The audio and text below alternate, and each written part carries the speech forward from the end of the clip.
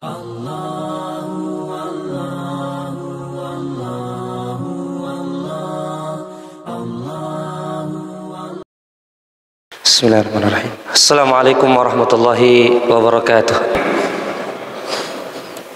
Alhamdulillahirabbil alamin wa bihi nasta'inu ala umuri dunya waddin. Wassalatu wassalamu ala asyrafil anbiya'i wal mursalin nabiyina Muhammadin wa ala alihi wa sahbihi wa man tabi'ahum bi ihsanin ila yaumiddin. Subhanaka la ilma lana illa ma 'allamtana innaka antal alimul hakim. Allahumma la sahla illa ma ja'altahu sahla wa anta ja'alil huzna idza syi'ta sahla. Allahumma ya muallima Adam allimna wa ya mufahhima Sulaiman fahimna. Rabbi shrah li sadri wa yassir li amri wahlul 'uqdatam min lisani yafqahu qawli. Amma ba'd. Ikhwani fid din, a'azzakumullah taala jami'an. Sidang jamaah salat maghrib yang dimuliakan Allah. Kembali kita bersyukur kepada Allah Subhanahu wa taala, pada malam hari ini kita kembali dipertemukan di ta'lim pekanan kita, belajar dari teladan Al-Quran, yang dimana kita mengupas dan membahas tentang kepribadian, keteladanan dan contoh yang baik dari pribadi-pribadi yang Allah Subhanahu wa taala sebutkan dari kalangan para nabi dan rasul di dalam kitabnya yang mulia. Ini dengan harapan kita termasuk dalam sabda Nabi sallallahu alaihi wasallam, al-mar'u ala man ahab. Seseorang itu bersama dengan orang yang dicintainya di hari kiamat. Kita memang tidak sempat bertemu dengan mereka, bahkan tidak akan pernah mungkin menyamai kedudukan mereka. Ya, tapi semoga dengan kecintaan kita dengan mereka itu menjadi sebab kita dikumpulkan oleh Allah di dalam surga bersama dengan mereka, insyaallah. Dan tentunya rasa cinta ini tidak akan tumbuh di dalam jiwa kita kecuali kita mengenal siapa mereka, bagaimana keteladanannya, bagaimana pribadinya. Oleh sebab itu, semoga dengan apa yang kita lakukan pada malam hari ini sebuah bentuk usaha untuk kita bisa sampai pada derajat itu pada hari kiamat. Iya. Mungkin di dalam ta'lim ini tidak ada yang kita paham kecuali sedikit saja. Tapi semoga langkah kaki kita dan kehadiran kita dengan niat hadir di tempat ini dengan niat saya ingin mengenal mereka, meskipun saya tidak terlalu paham siapa mereka, meskipun saya tidak terlalu paham ya apa yang disampaikan Ustadz kepada mereka, tapi semoga dengan usaha langkah kaki saya, keinginan saya untuk hadir dalam majelis yang membahas tentang orang-orang mulia ini, itu menjadi sebab Allah Subhanahu wa taala membersamakan saya di dalam surga bersama dengan orang-orang yang mulia ini. Tidak ada yang mustahil bagi siapa saja yang menginginkan himmatul aliyah, keinginan dan cita-cita yang tinggi. Makanya Nabi sallallahu alaihi wasallam mengatakan, "Idza sa'altallaha fas'alil firdausil a'la." Jika engkau minta kepada Allah, jangan minta sekedar dimasukkan di surga saja. Atau dengan kata lain cuma mengatakan, "Biar saya di teras-terasnya di surga." Tidak apa-apa, yang penting saya masuk surga. Jangan, itu kita tidak diperintahkan seperti itu dalam Islam. Bahkan Nabi mengatakan, mintalah surga yang paling tinggi, jangan malu siapapun kita. Fas'alil firdausi al-a'la. Ya, dan karena disitulah manabirin nur, mimbar-mimbar dari cahaya. Kemudian disitulah perhiasan-perhiasan, bidadari-bidadari, dan kenikmatan-kenikmatan yang tidak pernah dipandang oleh mata, tidak pernah didengar oleh telinga, dan tidak pernah dibayangkan oleh hati manapun. Bahkan ketika seorang bertanya kepada seorang ulama, apa kenikmatan surga yang paling memuaskan, yang kami berharap akan mendapatkan kenikmatan itu, Ya, maka ulama tersebut mengatakan fiha Rasulullah sallallahu alaihi wasallam. Di dalamnya ada Rasulullah sallallahu alaihi wasallam. Ya, itu cukup menjadi sebuah keistimewaan yang luar biasa. Ya, sehingga kalau kita cuma mendengarkan kisah-kisah mereka saja di dunia, semoga kita dengarkan langsung cerita mereka dari pemilik kisah itu sendiri di dalam surga Allah Subhanahu wa taala. Kita menjabat tangannya, kita bertatapan wajah dengannya, dan ini tidak ada yang mustahil. Ini semua kabar gembira dari Allah Subhanahu wa taala, bukan sekedar ucapan-ucapan kosong. Ya, sekedar penghibur hati, tidak, ini nyata insyaallah, fakta. Ya, bahwasanya orang-orang yang beriman, yang mencintai Nabi dan Rasul Allah dan orang-orang soleh, mereka akan dikumpulkan dalam satu tempat di surga Firdausil A'la, surga yang paling tinggi, yaitu surga Firdausnya Allah Subhanahu wa taala. Maka jemaah sekalian, semoga ini menjadi motivasi untuk kita menghadiri taklim ini, dan kami pun juga ini menjadi motivasi kami juga untuk menyampaikan pelajaran ini. Ya, semoga ini sebab saya dan kita semua Allah Subhanahu wa taala pertemuan dengan orang-orang yang mulia ini. Jamaah yang dimuliakan oleh Allah. Salam dan salawat kepada Nabi kita Muhammad sallallahu alaihi wasallam sebagai berkah majelis, dan kita berdoa semoga salawat kita yang menjadi maghfirah, sebab kita diampuni oleh Allah Subhanahu wa taala dan dirahmati di sisi Allah Subhanahu wa taala. Baik, kita melanjutkan kembali pembahasan kita tentang mengambil keteladanan dari Nabi Allah yang mulia, Nabi Sulaiman alaihi salam.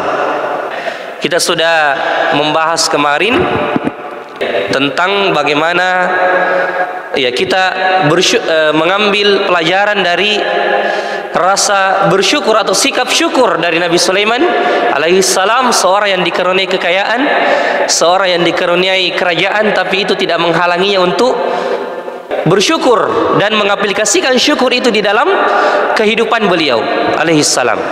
Dan juga kita sudah masuk pada pembahasan bagaimana kita mengambil teladan dari Nabi Sulaiman alaihissalam dalam masalah kepemimpinan. Kemarin kita sudah bahas tentang masalah pemimpin yang selalu ceria, memberikan senyuman kepada para anggotanya atau orang-orang yang berada di bawahnya.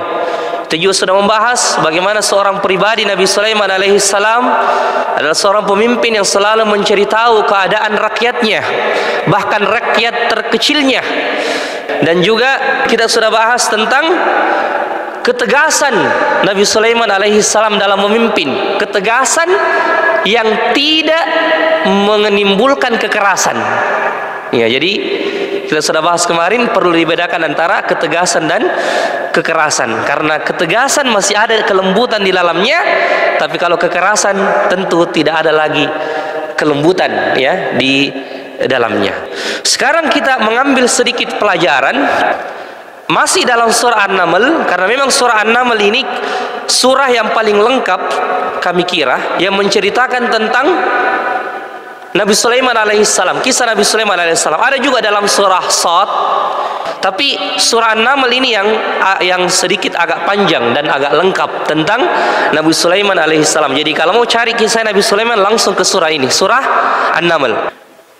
Setelah burung hudhud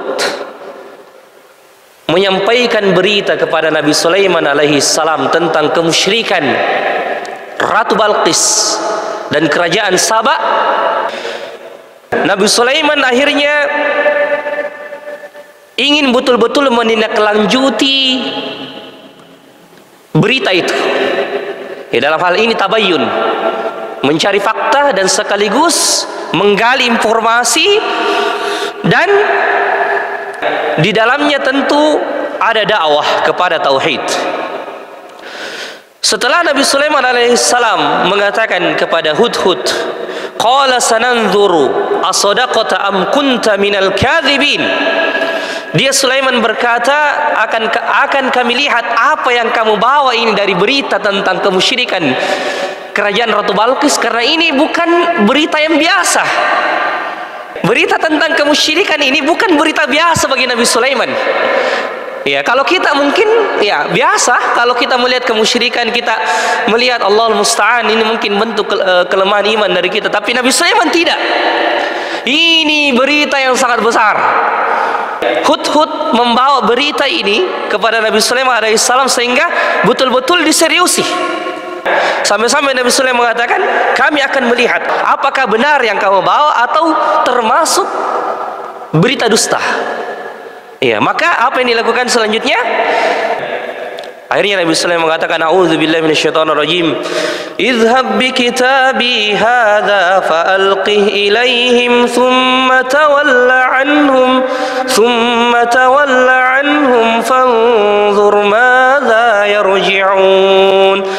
Qalat ya ayyuhal mala'u inni ulqiya ilayya kitabun karim innahu min Sulaiman wa innahu bismillahirrahmanirrahim alla ta'alu alayya wa'tuni muslimin. Kata Nabi Sulaiman kepada burung hudhud, surah An-Naml ayat 28 dan seterusnya, pergilah engkau membawa suratku ini, lalu jatuhkan kepada mereka, kemudian berpalinglah dari mereka, lalu perhatikanlah apa yang mereka bicarakan. Akhirnya burung hudhud terbang membawa surah itu dan menjatuhkan tepat di kerajaan Saba, tempat dari Ratu Balqis. Ya, mungkin tepat arah singgasananya atau tempat berkumpulnya, tempat di mana Ratu Balqis mengumpulkan anggota-anggotanya atau rakyatnya. Dan Ratu Balqis menerima surat itu. Dan dia mengatakan, wahai para pembesar, dia mengumpulkan pembesarnya, sesungguhnya telah disampaikan kepadaku sebuah surat yang mulia. Saya juga tidak tahu dan saya belum baca bagaimana Ratu Balqis. Mungkin ini mungkin tugas kita bersama ya. Saya belum sempat baca bagaimana di dalam buku tafsir, bagaimana apakah ada penjelasan bagaimana surat ini jatuh ke kerajaan negeri Saba, kemudian bagaimana Ratu Balqis mengambil surat itu. Karena di sini di ayat ke-29 dia mengatakan, inni ulqiya ilayya kitabun karim, telah sampai kepadaku sebuah surat yang mulia. Ya, dia menganggap ini surat yang mulia. Mungkin ini bisa dicek kembali di dalam buku tafsir, karena di situ di dalam isi surat ini Nabi Sulaiman menulis namanya. Dan tentu tidak asing lagi Nabi Sulaiman pada saat itu tentang kerajaannya, kekuasaannya. Karena tidak ada kerajaan, tidak ada kekuasaan yang paling besar di zaman itu kecuali Nabi Sulaiman alaihissalam. Kalah kerajaannya Ratu Balqis. Ya, maka bisa kita pahami bahwa besarnya kerajaan Nabi Sulaiman, megahnya kerajaan Nabi Sulaiman, dan banyaknya tentara, pasukan, anggota-anggotanya, itu menyebabkan berita tentang kerajaannya tersebar luas sampai di negeri Yaman. Maka menurut hemat kami pribadi, inilah mungkin yang membuat Ratu Balqis mengatakan, telah disampaikan kepadaku sebuah surat yang mulia. Karena dia mengatakan di ayat ke-30 lagi, sesungguhnya surat itu dari Sulaiman, Nabi Sulaiman, yang isinya Bismillahirrahmanirrahim. Isinya singkat, padat dan jelas. Dan isi surat inilah yang akan kita bahas pada malam hari ini. Isi surat inilah yang akan kita bahas pada malam hari ini. Bagaimana seorang pemimpin menulis surat yang tegas, yang singkat, padat, tapi betul-betul berisi. Beliau mengatakan, sesungguhnya surat ini dari Sulaiman yang isinya dengan menyebut nama Allah, yang Maha Pengasih lagi Maha Penyayang. Ya, itu pembukanya, basmalah. Lalu isinya, alla ta'alu alayya wa'tuni muslimin. Itu saja. Apa artinya? Janganlah engkau berlaku sombong terhadapku dan datanglah kepadaku sebagai orang-orang yang berserah diri. Ya, tidak perlu basa-basi. Ya, panjang lebar, saya ini Sulaiman begini banyaknya kerajaan saya, begini banyaknya anggota saya akan memerangi kamu jika kamu. Tidak ada begitu. Ya. Ya, dan ini mukjizat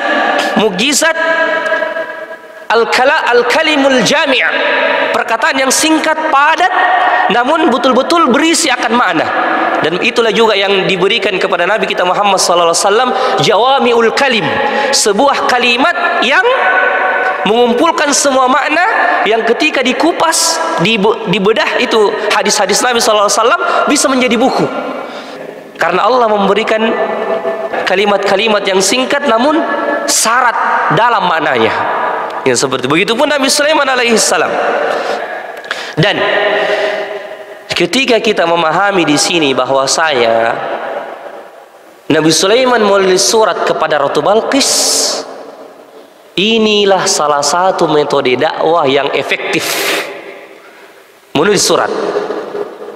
Dan ini bisa menjadi solusi bagi orang-orang yang belum percaya diri menyampaikan dakwah di hadapan keluarga atau masyarakatnya. Menulis surat. Atau di zaman sekarang bisa tergantikan dengan apa? Media sosial. Ya, tapi surat di zaman dulu sangat berarti. Kalau ada kiriman surat dari pos ke pos itu, bayangkan lamanya sampai itu. Kalau sudah sampai itu lama sekali tunggu, tapi pas sampai ya orang akan berlomba-lomba membaca. Tapi kalau kita sekarang tinggal 5 menit, satu menit tidak cukup, malah ya kita bisa sudah dapatkan pesan dari saudara kita. Dan ini diantara metode dakwah di zaman Nabi dan Rasul terdahulu sampai di zaman Nabi kita Muhammad SAW.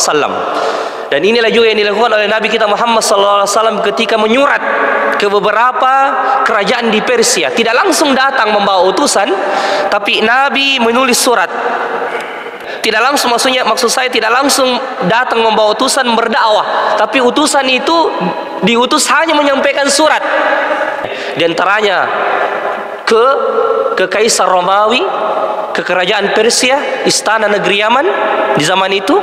Dan Nabi SAW di antara kebiasaan baik beliau dalam menulis surat, beliau selalu menulis namanya supaya ditahu ini dari ini, min Muhammadin sallallahu alaihi wasallam, dari Muhammad sallallahu alaihi wasallam ila azimir Rum, kepada pembesar Romawi Hirakal. Dan di antara isi surat Nabi sallallahu alaihi wasallam, aslim taslam yu'tikallahu ajrahu marratain. Itu juga di antara isi surat Nabi sallallahu alaihi wasallam yang singkat. Masuklah dalam Islam, engkau akan selamat dan engkau akan diberikan 2 pahala. Itu juga hanya singkat. Isi surat dari Nabi SAW, aslim taslam yu'tikallahu ajrahu marratain. Berislamlah, berserah dirilah, engkau akan selamat dan Allah akan memberikan pahala kepadamu 2 kali. Singkat kan? Tapi begitu kalau kita dalami maknanya ini atau kita renungkan isinya ini, ya sungguh sangat mengena. Dan begitu juga yang ditulis oleh Nabi Sulaiman alaihissalam. Kita akan membahas sedikit di sini tentang tadabbur dari ulama kita tentang isi surat seorang pemimpin yang berwibawa, pemimpin yang mulia, Sulaiman alaihissalam. Disebutkan di sini, perhatikanlah ketika Nabi Sulaiman alaihissalam memulai surat tersebut dengan nama Allah yang mulia, Ar-Rahman Ar-Rahim. Dan inilah asal muasal kalimat basmalah yang diajarkan di dalam agama kita. Menurut sebagian ulama, Nabi Sulaiman lah yang pertama kali memakai kalimat basmalah, sehingga menjadi sunnah yang diwariskan turun-temurun sampai kepada umat Nabi kita Muhammad sallallahu alaihi wasallam. Jadi bismillahirrahmanirrahim. Kalau kita sekarang juga alhamdulillah sudah pakai qop baru bismillahirrahmanirrahim. Ini juga diantara, sebagian ulama mengatakan, ini juga diantara dalil berorganisasi. Ya, maksudnya dalil berorganisasi karena tidak mungkin Nabi Sulaiman menyampaikan dakwah begitu saja, terstruktur dengan baik, mulai dengan surat, mulai dengan bahkan isi dari surat ini menunjukkan keteraturan dari apa yang akan disampaikan oleh Nabi Sulaiman alaihissalam dan langkah-langkah yang akan ditempuh, dan tidak mungkin itu bisa dipakai di zaman sekarang kecuali melalui jalur organisasi. Tidak lagi perdebatan di dalamnya. Jadi jemaah sekalian, ini sebagian ulama mengambil pendapat bahwasanya inilah keteraturan dan struktur Nabi Sulaiman alaihissalam dalam berdakwah, mulai dari dakwah melalui tulisan surat, Dan di sini disebutkan Nabi Sulaiman yang pertama kali memakai kalimat basmalah sehingga menjadi sunnah. Dan dalam isi surat ini kita memperhatikan adanya sisi kelembutan. Pertama, sisi kelembutan dari Nabi Sulaiman alaihissalam ketika menyebut nama Allah yang Maha Pengasih lagi Maha Penyayang. Hal ini menandakan bahwa Nabi Sulaiman mendakwakan tauhid kepada Ratu Balqis dengan memperkenalkan keesaan Allah melalui dua namanya yang mulia, menunjukkan bahwa Nabi Sulaiman memiliki Tuhan yang penuh cinta kasih kepada manusia. Apalagi jika manusia itu ingin kembali kepada Allah, mempersembahkan ketaatan hanya kepadanya, maka Allah akan menyambutnya dengan gembira dan memberikan terbaik di dalam kehidupannya. Mari kita perhatikan ketika kita dengarkan tadi, ya, jadi Nabi Sulaiman tidak mengatakan Bismillahil Azizil Jabbar misalnya, dengan nama Allah yang Maha Perkasa, ya, lagi Maha Menguasai. Tidak, tapi Nabi Sulaiman memilih dua nama Allah yang paling mulia, Ar-Rahmanir Rahim, agar dengan tujuan apa? Untuk menarik hati Ratu Balqis, agar kemudian ketika nama Allah disebut, ya, dan Ratu Balqis akan terpancing untuk mengenal siapa itu Allah. Dan Nabi Sulaiman sudah menyebutkan dua sifat Allah yang mulia, Ar-Rahman Ar-Rahim, agar kemudian Ratu Balqis tahu Nabi Sulaiman punya Tuhan yang sangat pengasih dan penyayang. Semoga dia mau masuk di dalam agama Islam yang dibawa Nabi Sulaiman alaihissalam. Meskipun pada saat itu bukan agama Islam namanya, ya, tapi inti ajarannya sama dengan agama Islam, tauhid. Seperti itu. Ya, jadi di sini dari kalimat basmalah yang diwariskan turun temurun, dan bayangkan Al-Quran dibuka dalam surah Al-Fatihah dengan dua nama Allah yang mulai ini, Ar-Rahman Ar-Rahim, bahkan terulang dua kali. Bismillahirrahmanirrahim, Alhamdulillahirabbil alamin, Ar-Rahmanir Rahim. Apa hikmahnya? Al-Quran dibuka dengan surah pembuka Al-Fatihah, dan di situ dua nama Allah di situ, Ar-Rahman Ar-Rahim, terulang dua kali. Kenapa? Sebagian ulama berusaha mencari hikmahnya, dan sebagian menyebutkan bahwasanya ketika Allah menurunkan Al-Quran yang menjadi jalan keselamatan dan pedoman hidup bagi umat manusia, di situ Allah mengisyaratkan dalam pembukaan surah Al-Fatihah dan dengan kalimat basmalah, dan disertai dengan nama Allah yang mulia. Dalam kalimat basmalah itu, Ar-Rahman Ar-Rahim, Allah ingin menjelaskan bahwasanya, wahai hambaku, sungguh aku sangat sayang dan cinta kepada kalian, dan diantara bentuk cinta kasihku kepada kalian, aku turunkan kitab kepada kalian untuk jalan keselamatan kalian dunia dan akhirat. Pegang ini baik-baik. Jadikan ini pedoman hidup bagi kalian, karena aku sudah turunkan ini bentuk kasih sayang kepada kalian. Aku turunkan kitab ini kepada kalian sebagai jalan petunjuk dan keselamatan. Maka adakah di antara kalian yang mau mengambil pelajaran? Sudah ada buku pedoman di depan kita, tinggal kita bagaimana mempelajari, membaca dan sebagainya. Jadi subhanallah, ketika Al-Quran menjadi bentuk kasih sayang Allah Subhanahu wa Ta'ala kepada kita semua, maka tentu ini menjadi pelajaran, ya, bahwasanya Allah Subhanahu wa Ta'ala sangat cinta kepada kita. Bahkan Nabi sallallahu alaihi wasallam mengatakan, Allahu arhamu bi ibadihi. Sungguh Allah Subhanahu wa Ta'ala sangat cinta dan sayang kepada hambanya, lebih dari cinta kasih seorang ibu kepada anaknya. Betapa besar rasa cinta kasih ibu kepada kita, tapi sungguh Allah lebih sayang lagi kepada kita hambanya daripada kedua orang tua kita. Ini bukan berarti mengurangi kemuliaan orang tua kita, tapi kita ingin menjelaskan di sini bahwasanya masih ada lebih tinggi kasih sayangnya kepada kita, lebih dari kasih sayang orang tua, yaitu siapa? Tuhan kita, Allah. Dan diantara bentuk kasih sayang Allah kepada kita, diturunkan Al-Quran untuk menjadi jalan keselamatan, pedoman bagi kita. Seperti itu. Kita kembali, ya. Jadi ini disebut Nabi Sulaiman alaihissalam dibuka surah ini dengan kalimat basmalah. Ini bentuk kelembutan kata para ulama kita untuk menarik hati dari Ratu Balqis, apalagi dia seorang perempuan, yang dimana perempuan adalah makhluk yang mengedepankan perasaannya, ya, maka tentu Nabi Sulaiman membuka surat ini dengan kata-kata yang lembut, dengan menyebut nama Allah yang Maha Pengasih lagi Maha Penyayang. Baru setelah itu diberikan kalimat penegasan. Allah ta'alu alayya wa'tuni muslimin. Janganlah engkau berlaku sombong terhadapku dan datanglah kepada aku sebagai orang yang berserah diri. Ya, agar kemudian Nabi Sulaiman juga tidak terlalu terbawa, tidak terlalu berlebihan dalam kelembutan ini. Langsung dia padukan dengan ketegasan. Allah ta'alu alayya wa'tuni muslimin. Janganlah engkau berlaku sombong kepada aku dan datanglah kepada aku dalam keadaan berserah diri. Ini kalimat ini, kata para ulama kita, bukan berarti menunjukkan bahwasanya Nabi Sulaiman itu sombong. Tidak.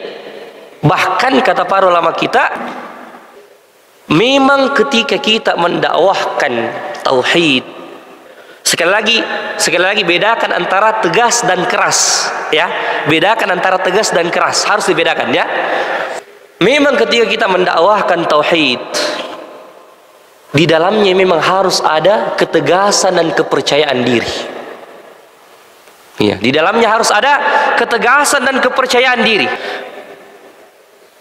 Dan di sini ketika kita melihat kalimat Nabi Sulaiman ini, janganlah engkau berlaku sombong dan datanglah kepadaku dalam keadaan berserah diri. Nabi Sulaiman sebenarnya ingin dengan kalimat ini memperkenalkan Islam dan memuliakan Islam dengan kalimat ini. Dengan kalimat ini, ya, janganlah engkau berlaku sombong dan datanglah kepadaku dalam keadaan muslimin. Muslimin itu dari kata-kata Islam, kan? Ya, Islam, dan Islam artinya tunduk dan berserah diri kepada Allah Azza wa Jalla. Maka di sini Nabi Sulaiman alaihissalam memperlihatkan izzah dan kemuliaan dakwahnya. Jangan juga kita mau diremehkan dengan dakwah, dan jangan merasa terkucilkan. Ini penting. Jangan merasa terkucilkan dengan apa yang sudah kita pegangi dari sunnah, dari penampilan kita, dari apa yang telah kita yakini, apa yang tidak. Kadang kita mengatakan, Ustaz, saya sendiri dalam keluargaku, Ustaz, yang cuma paham sunnah. Saya malu, Ustaz, saya kadang disudutkan. Saya kadang tidak pede, ya, memperlihatkan penampilan saya yang seperti ini. Ya, kita katakan justru antumlah orang yang paling mulia. Antum bagaikan cahaya di tengah-tengah keluarga. Maka di sini disebutkan di antara faedah dari dakwah Nabi Sulaiman dan kata-katanya ini, kata ulama kita, oleh sebab itu mari kita dakwahkan Islam dengan penuh kepercayaan diri, termasuk dari penampilan kita. Mari memperkenalkan Islam kepada mereka yang belum mengenalnya dengan penuh ketulusan hati. Mari menampakkan nilai-nilai Islam dengan akhlak yang terpuji. Ya, jadi kita menampakkan penampilan yang percaya diri, penampilan yang baik, tapi jangan lupa, jangan juga berlaku sombong, jangan juga terlalu merasa di atas sehingga kita kita akhirnya terbawa pada kekerasan. Jangan, tapi kita merasa mulia dengan Islam, tapi kita tidak merendahkan orang lain. Itu perlu dipegang. Ketika Umar bin Khattab dipanggil untuk menerima kunci Baitul Maqdis, ketika pasukan dari Sa'ad bin Abi Waqqas sudah menaklukkan pasukan Romawi yang masih memegang, atau kaum Nasrani yang masih merampas Masjidil Aqsa pada saat itu, dipanggillah Umar bin Khattab sebagai khalifah kaum muslimin pada saat itu untuk menerima kunci Baitul Maqdis. Kemudian Umar bin Khattab masih dengan penampilannya yang sederhana, yang menunjukkan bahwasanya dia itu berpenampilan Muslim, orang Arab, dan kadang tidak bisa dibedakan mana khalifah, mana rakyat. Makanya kalau tidak salah Abu Ubaidah, ketika undangan itu sampai kepada Umar, Abu Ubaidah mengatakan, wahai Amirul Mukminin, kita akan menghadapi pembesar Romawi dan Persia untuk menerima kunci Baitul Maqdis.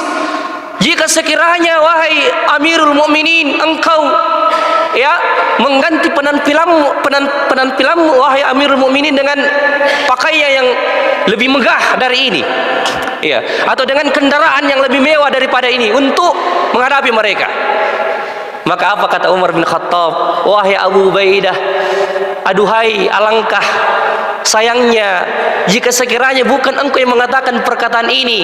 Lalu keluarlah kata-kata Umar bin Khattab yang menunjukkan ya tentang izzah Islam yang ada di dalam jiwa beliau. Apa kata beliau? Nahnu qaumun a'azzanallahu ta'ala bil Islam. Wahai Abu Ubaidah, sesungguhnya kita ini adalah kaum yang telah dimuliakan dengan Islam. Mahma taghaina bi ghairil Islam azallana Allah. Kapan kita mencari kemuliaan selain Islam, Allah akan menjatuhkan kita. Allah akan menjatuhkan kita. Jadi ikhwafillah azzakumullah ta'ala jami'an, jangan merasa minder dengan penampilan kita sekarang. Jangan merasa terkucilkan dengan kita beda dengan orang lain. Kita memelihara jenggot, kita tidak isbal, ya, kita sudah mulai menjaga jarak dengan lawan jenis, tidak berjabat tangan. Justru inilah kesempatan untuk memperkenalkan Islam kepada mereka. Seperti itu. Memang betul bahwasanya dalam momen-momen tertentu, ya, dalam momen-momen tertentu dibutuhkan penampilan atau pakaian yang disesuaikan dengan masyarakat. Betul. Dan itu diantara fikih dakwah. Tapi secara umum penampilan kita sekarang yang menunjukkan kita menghidupkan sunnah, kita merawat jenggot, tidak berpakaian di bawah mata kaki. Jangan kemudian kita merasa bahwasanya kita ini adalah orang yang tidak dianggap di tengah masyarakat. Bahkan di zaman keemasan itu, justru orang lain dan orang yang tidak berpenampilan seperti itu dianggap ini bukan Islam. Ini kayaknya seperti bukan Islam. Inilah yang membedakan antara mereka dengan orang Nasrani. Inilah yang membedakan mereka dengan orang-orang Yahudi. Karena Nabi SAW mengatakan, a'ful liha, jagalah, rawatlah jenggot dan tipiskanlah kumis. Karena itulah yang membedakan kalian dengan orang-orang Yahudi. Orang-orang Yahudi justru menebalkan kumis mereka dan memotong jenggotnya. Jadi sebenarnya tidak ada lagi istilah Islam ini. Ya, tidak ada. Islam itu satu. Ya, meskipun penampilan kita berbeda-beda, tapi jelas niat kita sama. Kita ingin masuk surga. Kita ingin kalau Islam ini dimuliakan. Cuman kita ingin mendapatkan nilai plus dari sunnah Nabi SAW. Ini perlu kita jelaskan dalam keluarga kita. Nilai plus ketika kita menampakkan penampilan yang syar'i. Menampakkan penampilan yang syar'i. Cuman sangat disayangkan. Ini afwan. Terpaksa kita ungkap sedikit. Khusus para akhwat. Ya, dan istri-istri kita, mohon dinasihati. Sekarang sebagian, ya tentu saya yakin bukan dari istri ikhwah ini, insyaallah ya. Ya, sebagian dari akhwat sekarang dalam memakai hijab, memakai cadar, dimodifikasi lagi cadarnya. Dikasih hias-hiasan lagi. Bahkan ada yang mohon maaf pakai jilbab pendek saja kemudian pakai cadar. Ya, padahal yang paling penting itu baju terusan, ya, sebagaimana di dalam Al-Quran mengatakan ke seluruh tubuhmu. Memang ada ayatnya, tutupilah dari kepala sampai dada. Tapi itu dinasakh, itu dihapuskan dengan berpakaian ke seluruh tubuh. Dan itu sudah dijelaskan oleh para ulama kita. Maka perlu kita sampaikan. Kalau ada yang mengatakan, Ustaz, baru-baru kesian itu pakai cadar. Oke, baik, tidak mengapa. Kita berikan kesempatan, kita berikan waktu, karena memang juga kita tidak bisa rubah orang sekaligus. Tapi perlu kita sampaikan sedikit demi sedikit dengan cara yang baik, bahwasanya pakaian yang syar'i seperti ini menutupi seluruh badan bagi wanita, kemudian cadar tidak usah dimodifikasi. Tidak usah dimodifikasi. Apa bedanya kita dengan model di televisi yang menampakkan modifikasi cadar seperti itu? Mohon maaf ini, ikhwan sekalian, perlu kita sampaikan. Dan ini sudah dibahas dalam Dewan Syariah dan pernah di post oleh postingan Dr. Maulana Laeda tentang diantara kesalahan-kesalahan dalam berhijab. Termasuk itu tadi, memodifikasi cadar. Ada hias-hiasannya, ada pokoknya yang mengundang untuk dilihatlah seperti itu. Mengundang untuk dilihat, mengundang untuk memancing perhatian lawan jenis. Maka ikhwas sekalian dimuliakan oleh Allah, jamaah sekalian dimuliakan oleh Allah, harus kita luruskan niat kita kembali dalam menghidupkan sunnah. Kita baik tujuan kita ingin menutup diri, berpakaian yang syar'i, tapi tolong sampaikan pada keluarga kita. Jangan sampai justru dengan pakaian itu mengundang perhatian dari lawan jenis. Jadi fitnah. Bahkan naudzubillah kalau ketika dia tidak bercadar, pas dia bercadar lebih mengundang lagi perhatian laki-laki dibandingkan ketika dia tidak bercadar. Kan seperti itu. Itu lebih kan tujuannya bercadar supaya untuk menghindari fitnah lawan jenis. Seperti itu, agar dia tidak terlalu diperhatikan. Tidak terlalu dilirik. Tapi kalau sudah ada hias-hiasan seperti itu, sudah ada modifikasi dan sebagainya, ikhwas sekalian, ini diantara tanda, mohon maaf kami sampaikan ini sebagai bentuk ta'awun alal birri wat taqwa. Kita bertahun, saling tolong menolong dalam kebaikan. Nasihati keluarga kita, ke istri dan saudari perempuan kita dan keluarga perempuan kita adalah harta yang termahal bagi kita. Harta yang termahal bagi kita. Alhamdulillah jika kita bisa memerintahkan mereka untuk bisa berhijab, menutup diri, bahkan sudah pakai cadar, alhamdulillah. Alhamdulillah, itu sudah prestasi yang luar biasa. Tinggal bagaimana kita ingatkan masalah ini tadi. Jangan terbawa oleh tren. Jangan terbawa oleh tren dan hal-hal yang bisa mengundang fitnah. Seperti itu. Barakallahu fikum, jazakallahu khairan. Mungkin ini saja yang sempat kami sampaikan pada malam hari ini. Insyaallah kita lanjutkan pada pertemuan yang akan datang. Mudah-mudahan ada manfaat yang bisa kita ambil. Tertutup subhanakallahumma rabbana bihamdik, asyhadu an la ilaha illa anta, astaghfiruka wa atubu ilaik. Akhiru da'wana alhamdulillahirabbil alamin. Assalamualaikum warahmatullahi wabarakatuh.